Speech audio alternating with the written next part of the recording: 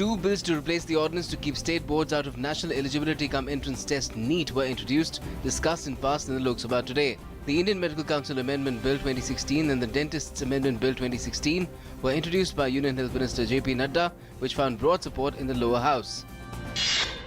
In major embarrassment for Congress Party and its Vice President Rahul Gandhi, the Supreme Court has asked the Amethi MP to express regret over his remarks against the RSS or face trial. The court asked Rahul Gandhi to give evidence whether his remarks were in public interest. The court said that Rahul Gandhi should not have resorted to collective denunciation of the RSS. The matter has been now posted for the 27th of July.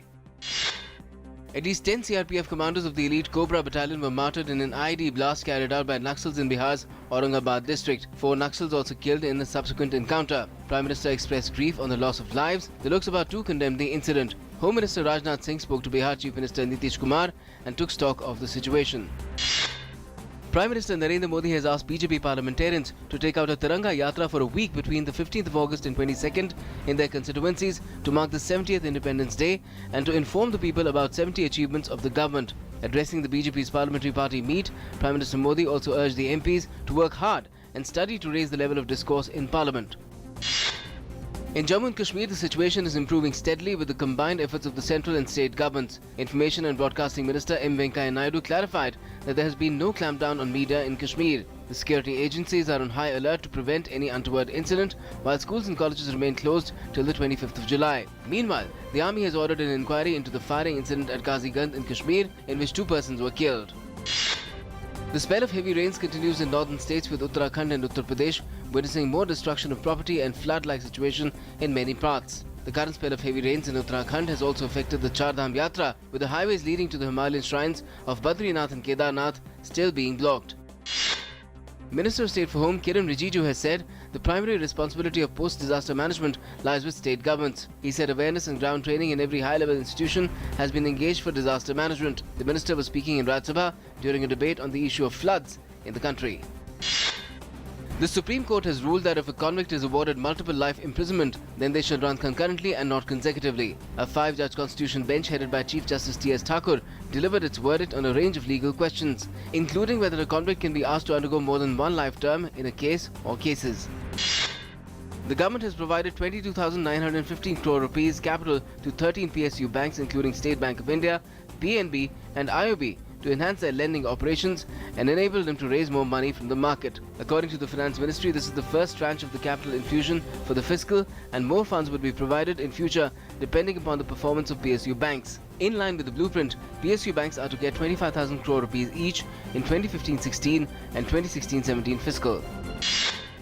Deputy Prime Minister and Home Minister of Malaysia Dr. Ahmad Zahid Hamidi called on Prime Minister Narendra Modi in New Delhi. Dr. Ahmad Zahid Hamidi briefed the Prime Minister on the state of bilateral cooperation, especially in the fields of counter-terrorism, cybersecurity and transnational crimes.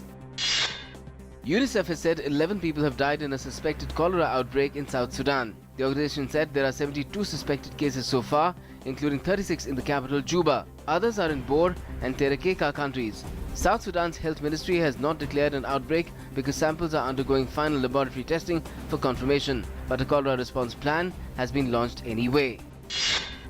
Bangladesh released CCTV footage of 4 suspected terrorists, including a woman linked to the Dhaka cafe attack, the country's worst terror assault by terrorists that killed 22 people, mostly foreigners. In the video, the 4 are seen strolling around the Western-style Spanish restaurant ahead of the attack and talking amongst themselves, while the young woman was carrying something heavy in a vanity bag. However, none of their faces appear clear in the footage. The Islamic State claimed responsibility for an attack by an axe-wielding Afghan refugee on a German train, according to its online news agency. A senior state official said that a hand-drawn Islamic State flag was found in the room of the 17-year-old who attacked passengers on a train in southern Germany. The teen severely wounded 4 passengers before police shot him dead. In Taiwan, a tour bus carrying visitors from China burst into flames on a busy highway near Taiwan's capital, burning to death all 26 on board.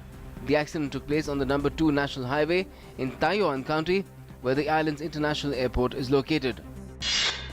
Scientists have discovered a treasure trove of over 100 new worlds outside the solar system using data from NASA's Kepler spacecraft, some of which have the possibility of hosting life. Out of 197 initial planet candidates, scientists have confirmed 104 planets outside our solar system.